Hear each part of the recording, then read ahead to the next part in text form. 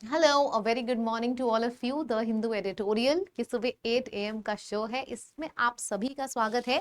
यहाँ पे मैं डेली आपके सामने रीडिंग करवाती हूँ, वोकैबलरी कराती हूँ, ईडियम्स, फ्रेजेस, बहुत कुछ। तो इसमें रेगुलर हो जाइए, फिर खुद ही आपको डिफरेंस दिखेगा अपनी प्रेपरेशन में। चलिए शुरू करते हैं। वोकैबलरी, पहला वर्ड है आज का एडवर्स। एडवर्स का मतलब होता है जब सिचुएशन हमारे फेवर में नहीं है। सो अनफेवरेबल सिचुएशन। एडवर्स का मतलब होता है जब कोई चीज it's a very adverse situation, मतलब कि कोई चीज जो आपको हार्म पहुंचाए, कोई चीज जो आपके फेवर में ना हो। So that is known as adverse. तो एडवर्स का मतलब होता है अनफेवरेबल। एडवर्स का मतलब होता है कोई चीज जो आपको एडवांटेज ना पहुंचाए, यानी कि डिसएडवांटेज, इनिमिकल, या फिर काउंटर प्रोडक्टिव हो।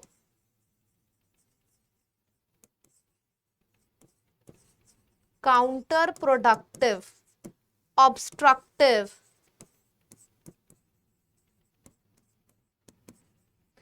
है ना। हार्मफुल से एक और वर्ड बनता है डेट्रीमेंटल। तो ये सारे वर्ड्स हैं, इसका मतलब होता है कोई ऐसी चीज जो आपको हार्म पहुंचाए, कोई ऐसी चीज जो आपके फेवर में ना हो। ठीक। इसका ऑपोजिट क्या हो जाएगा? आपके फेवर में है, एडवांटेज है, बेनिफिशियल है, हेल्पफुल है, तो ये इसके ऑपोजिट हो जाएंगे। ठीक है। दूसरा वर्ड है डिपार्चर। देखो, डिपार्चर का मतलब होता है एग्जिट। और याद करो, ई से शुरू होने वाले हमने कितने वर्ड्स कर रखे हैं? डिपार्चर के ही हैं। ई से शुरू होने वाले हमने कितने वर्ड्स कर रखे हैं? याद करिए। इजेक्ट, सिर्फ ई वाले लिखिएगा। Eject, expel, exile, exodus, expatriate, repatriate, और हमारा क्या हो जाएगा? Oust, banish. ये सारे वर्ड्स होते हैं जिसका मतलब होता है departure, going out from a place, departure. ठीक है। ऑपोजिट क्या हो जाएगा? Arrival, return, coming in. एक तरफ बाहर जाना, एक तरफ कमिंग इन। तो सारे के सारे वर्ड्स देख लीजिए, सभी लोग अच्छे से, आपको सारे के सारे वर्ड्स याद हो गए हैं बढ़िया से। नोट्स बनाते चलो, डेली डेली जब मेरे संग लिखोगे ना तब याद हो जाएगा। हर शब्द के लिए अगर हम ट्रिक करेंगे ना, देखो ट्रिक जहां पॉसिबल होती है मैं दे देती हूँ, पर हर शब्द के लिए ट्रिक नहीं होती। कई बार चीजों को बार बार लिखना पड़ता है ताकि वो दिमाग में लंबे समय तक रहे। दूसरा शब्द है प्राइमा फेसी। प्राइमा फेसी का मतलब होता है फर्स्ट ग्लांस में। जैसे कि बोलते हैं ना कि शुरू शुरू में तो ऐसा लग रहा था कि ये काफी अच्छा इंसान है, लेकिन जब बाद में मैंने देखा तो मुझे फील हुआ कि नहीं यार, ये बहुत इविल पर्सन है।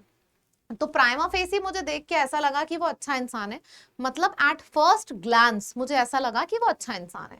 ऑपोजिट हो जाएगा वही, at first glance, seeming, superficially, ऊपर ऊपर से। नेक्स्ट वर्ड है ओवरलुक। ओवरलुक करने का मतलब होता है यू फेल टू नोटिस। आपने चीजों को ओवरलुक कर दिया, मतलब ज्यादा अच्छे से आपने ज्यादा, कहते हैं ना, ज्यादा इन्वेस्टिगेशन नहीं करी, ऊपर ऊपर से देख लिया, चीजों को निग्लेक्ट कर दिया, डिसरिगार्ड कर दिया। इसका ऑपोजिट होगा बहुत ज्यादा अच्छी तरीके से देखना, मतलब कि इसका ऑपोजिट होगा इन्वेस्टिगेट करना। ये सारे के सारे ऑपोजिट्स हैं। इन्वेस्टिगेट करना, इंक्वायर करना, इनक्विजिटिव नेचर,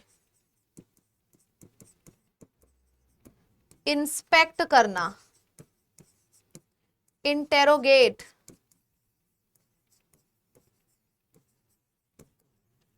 एग्जामिन। एग्जामिन हो गया, इवैल्यूएट हो गया, एनालाइज हो गया, अनकवर करना, चीजों को अनकवर बोल दो, अनहाइड बोल दो। तो ये सारे वर्ड्स हो जाते हैं जिसका मतलब होता है आप चीजों को बहुत ज्यादा अच्छी तरीके से जांच पड़ताल कर रहे हो, चीजों में इन्वेस्टिगेट करना, इंक्वायर करना। ठीक। नेक्स्ट वर्ड आ जाता है एलिज्ड, मतलब कि किसी के ऊपर you are claiming something to be true. It's not proven कि ये सही है, you are claiming it to be true. Suppose करना, रिपोर्टेड, परपोर्टेड। तो इसका मतलब होता है, कहते हैं ना कि ये पूरा सच नहीं है, but I am claiming it to be true. तो ये हो जाएगा एलिश, मतलब यू आर अज्यूमिंग इट। तो चाहे आप अज्यूम बोलो चाहे आप प्रिज्यूम्ड बोलो, स्टेटेड, क्लेम, ये सारे वर्ड्स आ जाएंगे। ठीक है। अच्छा, अक्यूज करने का मतलब होता है charging a person with a crime, किसी के ऊपर ब्लेम लगाना, चार्जेस लगाना, जो आसान वाले वर्ड्स है, सबसे पहले आसान वाले लिखते हैं। किसी के ऊपर ब्लेम लगाना, चार्जेस लगाना। Convicted, convicted is also a very important word, और कन्विक्टेड के बाद हमेशा इंडिक्टेड लिखा करो, फिर लिटिगेटेड। तो ये तीनों हमेशा साथ में याद रहेंगे, देखते जाइए सभी लोग। ठीक है। किसी को स्यू करना तो सूड, ट्रायल, लेकिन ये कन्विक्टेड, इंडिक्टेड और लिटिगेटेड, इक्टेड इक्टेड इक्टेड वाले तीनों हमेशा साथ में रखा करो। ऑपोजिट हो जाएगा, एक तरफ तुमने किसी के ऊपर चार्जेस लगाए हैं, दूसरी तरफ उसका जो आरोप है वो प्रूव हो चुका है, विक्टिम। ठीक है। एक तरफ देखो चार्जेस लग रहे हैं, सॉरी, एक तरफ चार्जेस लग रहे हैं, दूसरी तरफ चार्जेस हट रहे हैं। चार्जेस हटने का मतलब होता है गिल्ट फ्री, चार्जेस हटने का मतलब होता है गिल्ट फ्री, एक्सोनरेटेड, इनसेंट, ये हो जाएगा। चलो, फिर आ जाएगा next word is quash. Quash करने का मतलब ये होता है किसी को मसल देना। सो क्वैश, क्वेंच एंड क्वेल, इन तीनों का मतलब होता है किसी चीज को कुचल देना। नलिफाई, एनल, ठीक है, रिजेक्टेड, कैंसल्ड, ओवरटर्न्ड। ऑपोजिट हो जाएगा अप्रूव करना, कंफर्म करना, वैलिडेट करना। नेक्स्ट वर्ड है इंटरवीन करना। इंटरवीन करने का मतलब होता है बीच में टांग अड़ाना अपनी। इंटरवीन करना मतलब कि इंटरवीन हो,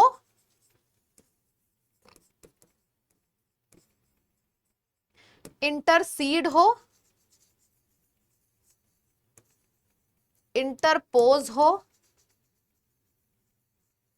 इंटरफेयर हो, इंट्रूड करना। इन सारे शब्दों का मतलब होता है बीच में टांग अड़ाना,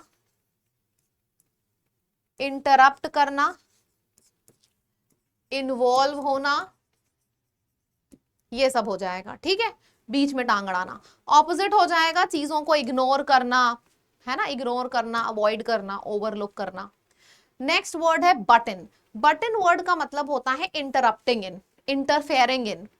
मेसिंग विद का मतलब होता है tolerating with someone, don't mess up with me.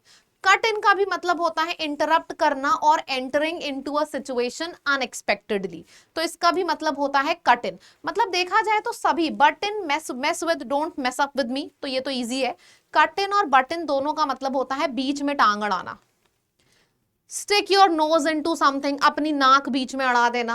Rock the boat का मतलब होता है causing trouble in a stable situation. Boat अच्छे से चल रही है, तुमने बोट में छेद कर दिया, पानी बहने लगा, मतलब rocking the boat. Throw a wrench in the works, dispute और इंटरफेयरिंग विद अ प्लान और प्रोसेस, ये हो जाएगा। ठीक है। कॉन्फिडेंस बूस्टर, पहला दूसरा क्वेश्चन आपके सामने है। स्पीड में सब लोग आंसर करेंगे और मुझे बताएंगे क्या होगा करेक्ट आंसर, जल्दी से। एडवर्स सिचुएशन का मतलब होता है सिचुएशन ऑपोजिट है, आपके फेवर में नहीं है। ओवरलुक करना मतलब चीजों को डिसरिगार्ड करना, मिस कर देना। एलिज्ड या फिर अक्यूज, अक्यूजेशन लगाना, सिनोनिम बताना है दोनों के। स्पीड में आंसर करें सभी लोग, सिनोनिम बताना है दोनों का। अक्यूजेशंस लगाना, ब्लेम, चार्जेस, सस्पेक्टेड। और एलिज का मतलब होता है suppose, supposedly it is nice, supposedly it is true. अच्छा, अब मैं आपको बताने जा रही हूँ खुलजा सिमसिम के बारे में। What is this Khulja Simsim? ये पहला एजुकेशनल गेम शो है। I am going to take a show, it's a gaming show on YouTube. Yes, पहली बार ऐसा हो रहा है किसी भी यूट्यूब पे। हर सवाल के संग आपके पास जीतने का एक मौका होगा, मतलब सवाल ऐसा जो थोड़ा सा दिमाग लगा के सब लोग कर लेंगे, और अगर आपने सही जवाब दिया तो हर जवाब पे आपको मिलेगा एक तोहफा। ये कब है? ये है हमारा 9 मई। आप सोच रहे होगे 9 मई को है मैम, अभी से क्यों बता रही हैं? ताकि अभी से आप लोग याद कर लो, बिकॉज अभी से इसके प्रमोशंस शुरू हो गए हैं। This is really one of its kind. 9 मई को होगा सुबह 11 बजे, 9 मई सुबह 11 बजे होगा ये गेम शो। चलिए आगे बढ़ते हैं। Reading comprehension better sense prevails, ये आपके सामने पूरा पैसेज है। सबसे पहले इसका स्क्रीनशॉट ले लो, फिर हम मूव करेंगे इसको समझने पे। ले लिया स्क्रीनशॉट। रेजिग्नेशन दे दिया है तमिलनाडु के electricity minister Senthil Balaji and forest minister के पॉनमुड्डी, इन दोनों ने, ये कैबिनेट से इन्होंने इस्तीफा दे दिया है संडे को, यानी कि 27 अप्रैल को। काफी अनफेवरेबल रिमार्क्स आए थे supreme court and Madras high court से डिफरेंट इश्यूज के इनके ऊपर। It's a matter of relief. अब ये थोड़ा रिलीफ की बात है लोगों के बीच में कि मोरालिटी और कायदे से पब्लिक लाइफ में अभी भी मेंटेन्ड है। इन लोगों के रेजिग्नेशन के बाद people are relieved now. Their continuance in power would have caused great embarrassment, मतलब continuance, अगर ये रेजिग्नेशन इन्होंने नहीं दिया होता, अगर ये अभी भी पावर में होते, तो इसकी वजह से जो यहाँ की सरकार है उसे काफी शर्मिंदगी उठानी पड़ती, जिसके लीडर हैं एमके स्टेलिन। मिस्टर सेंथी बालाजी ने एग्जिट लिया, यानी कि रेजिग्नेशन लिया ईव, यानी कि शाम को, expiry of the deadline fix by the court last week. Court ने इनको एक डेडलाइन दी थी जो कि खत्म हो रही थी, पर डेडलाइन खत्म होने से पहले ही इन्होंने डिसीजन ले लिया। कोर्ट ने बोला था चूज बिटवीन, दो में से एक चीज को चुनो, या तो अपनी पोस्ट या तो जेल जाना। इन्होंने सोचा कि यार पोस्ट जाए, कम से कम जेल ना जाना पड़े। जो पॉनमड्डी का डिपार्चर, यानी कि जो इनका रेजिग्नेशन है, ये मद्रास हाई कोर्ट से आया है, directing the registry to take up a suo motu. यहाँ पे ना कोर्ट ने खुद ही से ये डिसीजन लिया था। एक्चुअल में हुआ क्या था, इनके रिगार्डिंग डेरोगेटरी स्पीच इन्होंने पास करी थी कोर्ट के लिए। डेरोगेटरी स्पीच कोर्ट में इन्होंने पास करी थी, मतलब नीचा दिखाते हुए, गंदी भाषा में, है ना, ऐसी स्पीच पास करी थी court, by which had stayed his conviction as well as the sentence in corruption। पर कोर्ट ने अभी इनके करप्शन पे और इनके कन्विक्शन पे, सेंटेंस पे एक स्टे लगा रखा था, लेकिन इस स्टे का इन्होंने गलत फायदा उठाया। वही चीज बोली गई है कि misuse the liberty granted to him. Court ने इनको एक लिबर्टी दी, इनके ऊपर एक पॉज लगाया, स्टे लगाया कि अभी इनको ना दिया जाए पनिशमेंट, पर इन्होंने इस लिबर्टी का फायदा उठाया, तो फिर इनको भी रिजाइन करना पड़ा। Everyone in public life should uphold the dignity of office they hold। जितने भी लोग पब्लिक लाइफ में हैं, मतलब हमारे तरह पब्लिक फील्ड में हैं, उनको अपने ऑफिस की डिग्निटी को होल्ड करना चाहिए। They should respect that dignity. आपके ऊपर बहुत जिम्मेदारी होती है, you can not do it what ever you want in any situation. ठीक है, चलिए अब आपके सामने पहला सवाल आ जाता है, सब लोग इसका आंसर करेंगे। बताइए क्या होगा correct answer.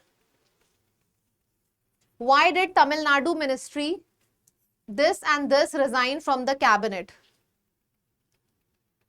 They voluntarily stepped down, they were removed for poor performance, they resigned। इन्होंने रिजाइन किया है after adverse court remarks on different legal issues. Court के रिमार्क्स आए एडवर्स, मतलब कि डेट्रीमेंटल, बेकार रिमार्क्स आए, उसके बाद इन्होंने रिजाइन किया। ऐसा नहीं है कि अपनी मर्जी से चलते चलते इन्होंने रिजाइन कर दिया। नेक्स्ट है, what serious allegation is V Senthil Balaji currently facing? Legal and land acquisition, money laundering and taking kicks back for job appointments. अच्छा, आगे पैसेज में ये भी था कि इसके वजह से इनको निकाला गया था। ये सीरियस एलिगेशंस थे जो इनके ऊपर लगे थे। Now comes your homework part. So this is your homework. इसमें से कोई भी 4 वर्ड्स आप उठाओगे और 4 वर्ड्स उठाने के बाद आप इनका सिनोनिम लिखोगे कमेंट सेक्शन में। कमेंट सेक्शन को भर दिया करो। मुझे भी लगे यार कि सच में यहाँ पे क्लास में ना हमारे जितने भी लोग हैं सबके 50 में 50 आएंगे, क्योंकि इतने सीरियस स्टूडेंट्स हैं। ये फील आना चाहिए अंदर से, तो सब लोग ना इसको पूरा भर दिया करो, ठीक है। और फिर से इसके बारे में बता दे रही हूँ, खुल जा सिमसिम 9 मई 11 बजे ये एजुकेशनल गेम शो आएगा। फोन में अपने अलार्म्स लगा लीजिए, भूलिएगा बिल्कुल मत। Arjun, this is a complete foundation batch. आपको अगर फाउंडेशन बेसिक से पढ़ाई करनी है तो आप इस नए बैच में जुड़ सकते हैं। इसमें हमने डिटेल में सारे टॉपिक्स, सारे सब्जेक्ट कवर किए हैं। लैब की ऐप पर लाइव कोर्स में आपको ये बैच मिल जाएगा and this is the code. Code को लगाने पर आपको डिस्काउंट मिल जाएगा। मैंने पूरी इंग्लिश पढ़ाई है, मतलब वोकैबुलरी, ग्रामर, कॉम्प्रिहेंशन, एवरीथिंग। ठीक, चलिए थैंक यू सो मच। कल फिर से मुलाकात करते हैं 8 बजे, और 11 बजे मेरे लाइव क्लासेस होते हैं, तो लाइव क्लासेस में भी जरूर आइएगा। Bye bye.